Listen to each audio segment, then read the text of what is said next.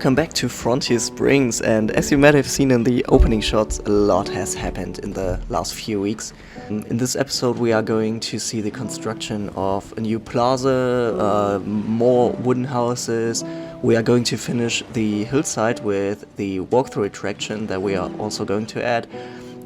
We are going to build a fishing boat with loads of details and so much more, so stay tuned.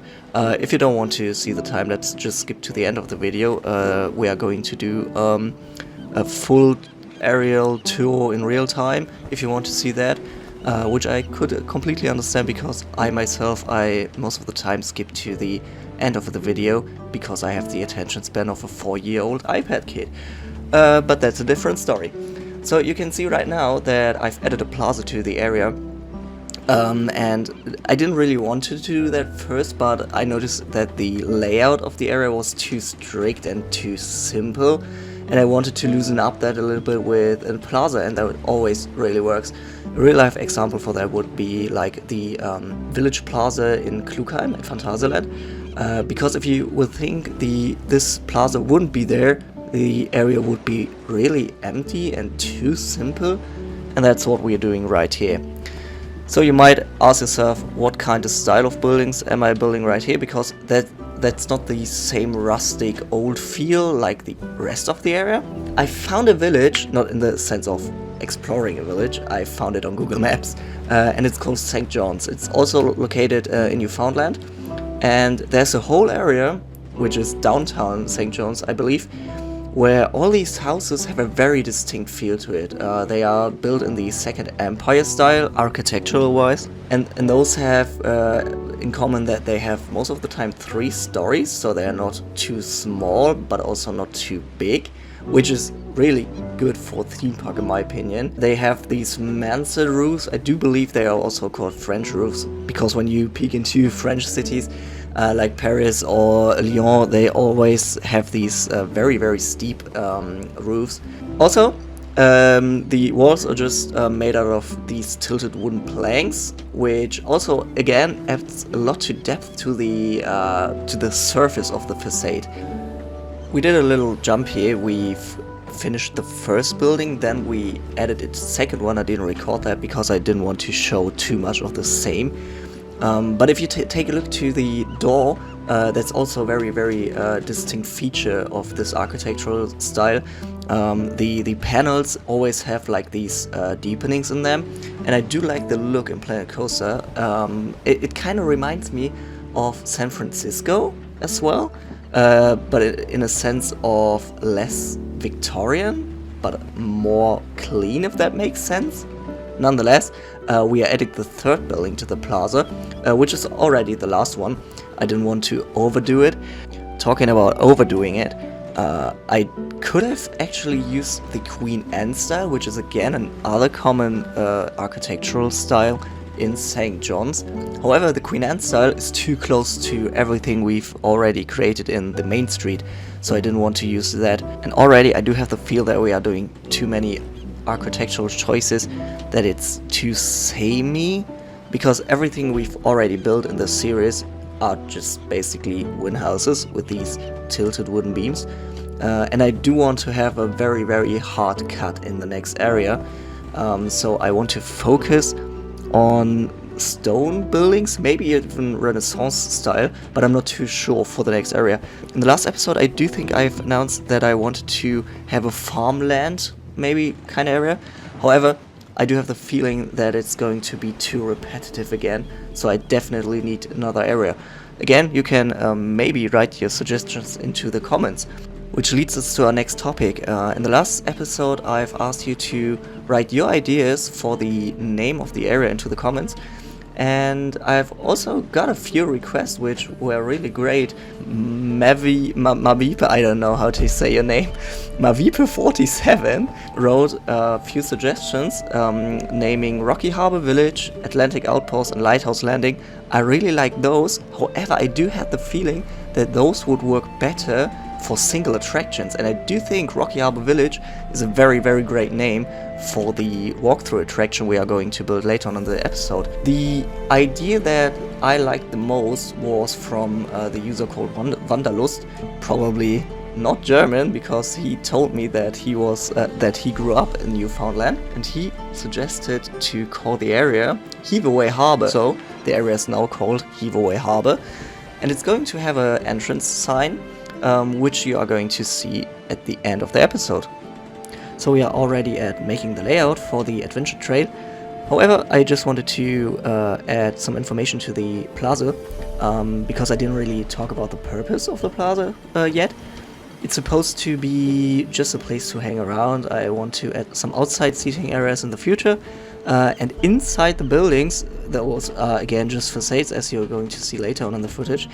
And it's supposed to be a restaurant in there, maybe a multi-purpose restaurant like fish and chips, sushi, something like that. I did really want to incorporate fish restaurants in there, just to keep the theme going. Okay, so now let's talk about the adventure trail. Okay, now let's talk about what we are seeing right now. As you can see, I've already made the layout for the adventure trail, which is going to be called Rocky Harbor Village, as mentioned earlier on. And I'm not too sure if the term adventure trail is trademarked or even a real term for what I'm building right now, but I do think it's still a very undeveloped concept for attraction, or very new concept. It all started with like these classic walkthrough attractions, then it was combined with these hanging bridges, like maybe, for example, Wallaby Belgium with the Tiki Waka walkthrough attraction. And then Phantasialand and Europa Park took it to the next level, in my opinion, because they started to incorporate these playground kind of features, of classic fan house features as well. So you have a mix of an attraction where you interact with other attractions, you have like viewing platforms, you have interactive elements, and you have these funhouse elements as well, and some playground elements. And I do think it turns out to be a great family attraction. As you can see right now, I started with a trumbull, which where you're not walking on the trumbull, but rather you're on a walkway and the trumbull rotates around you. Which is very disorientating. There's something similar at Phantasialand, which is called Hotel Tartuffe. It's going to be inside a house later on. Just wanted to make sure to finish all of the fun interactive elements first. Then the next one is this, I do think it's called Cakewalk. I'm not too sure. Maybe it's just the name of one funhouse in the UK. Sean from Theme Park Worldwide calls it Cakewalk all the time, so that's why I'm calling it Cakewalk as well now. And now we are already doing something different again. I've skipped quite a lot here because I just started building again a lot of wooden houses as decoration for the adventure trail, and I didn't want to bore you with that because I do think we have seen enough wooden houses. This one is different though. This one is built very, very simple. I've just used the floor. No, it's a roof piece, but I've rotated them that I can use them as a wall.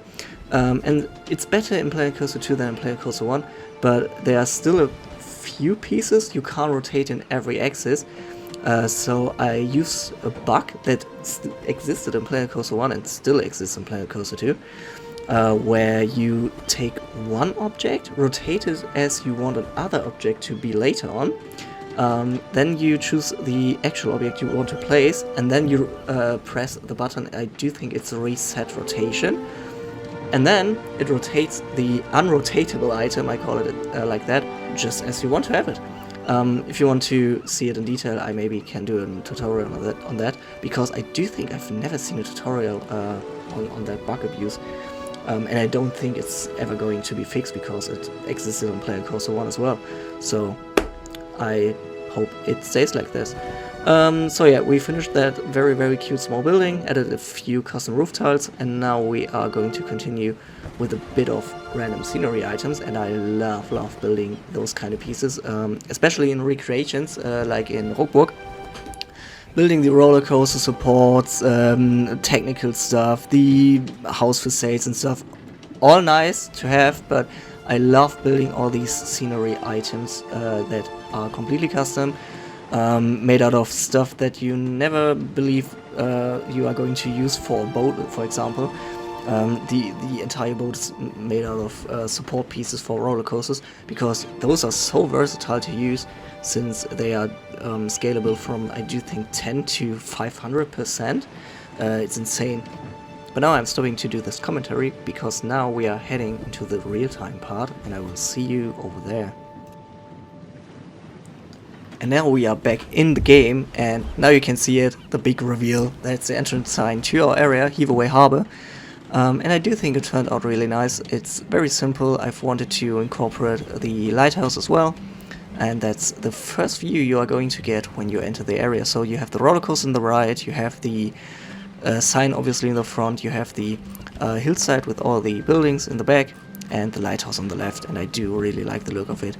When you go to the right, I do think we are going to traverse the area counterclockwise. We have the newly built plaza, very, very small plaza, but very cute in my opinion. As I mentioned, I wanted to add a bit more seating areas here, not just these benches. Maybe some like standing up tables to just have a very nice atmosphere. This is very much an empty warehouse now. I'm going to do this in the future. I've already told you that I want to maybe do an interior special episode with new graphics card, with ray tracing, so that we can really enjoy building the inside decoration of these houses. Yeah, if we continue over here, you know everything of this from the last episode, except for the boat that is swimming right there.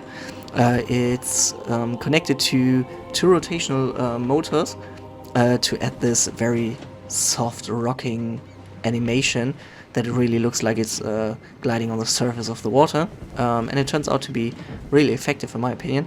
Then also we saw this in the last episode, these queue-line buildings, so we don't need to traverse them again, but that's new. The station building is new, and I've wanted to have a old factory, and this time, in this case, it's an old printing company that still looks pretty much intact from the outside, and the station from the inside looks like this. It looks very, very comfortable in my opinion. Very rustic, very, very old, and I do have some space to add some more scenery objects, like old machinery, for the book printing. But yeah, that's something to look forward to in the future.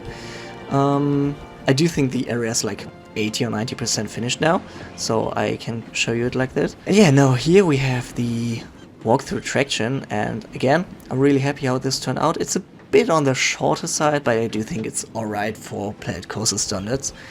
So this is the entrance. If we follow this, we can go over this hanging bridge, enjoy the view. We can enjoy it even better from up here. I do really like how it looks from here. Then we have these rotational platforms where you can swing from one to another. Those are really fun. Then we come up here, we have this cakewalk thingy, which makes it fun. And then that's the only building with a purpose right now. That's the warehouse we've seen early on. And when we are continuing to here, we again have some obstacles that move every now and then. So it has a kind of a surprise moment. And then we have those stairs. Those are quite fun. If you get the principle of it, you can traverse them very, very fast, but most people can't, so it's very funny to look at. And those produce some traffic jams, so we can skip those.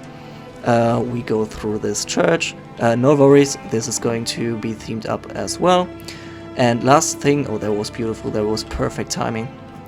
And last thing you are going to encounter on this walkthrough attraction is a slide. You can take your rock and slide down. And if you don't want to, you can always skip the slide and put your rock back down.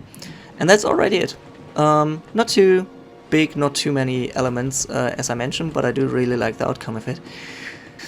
And that's the last unthemed area of the Canadian fishing village. But I'm going to do that off camera at some point. I don't think it's going to be too interesting theming up this one. That was just to add one more attraction to a very big area. Yeah, the next one is going to be a bit more different, I do think so. I want to add more smaller attractions to this area, maybe on a big plaza, to have a nice open feel, but still I'm not too entirely sure what theme I'm going for here. Again, you can write your ideas in the comments. I'm very grateful for those always. And yeah, for now, I do think that's it. Oh, yeah, that's the backstage of the buildings. I always love building those. And yeah, I will leave you alone again with this look. I will say thank you for watching, and I will see you in the next one.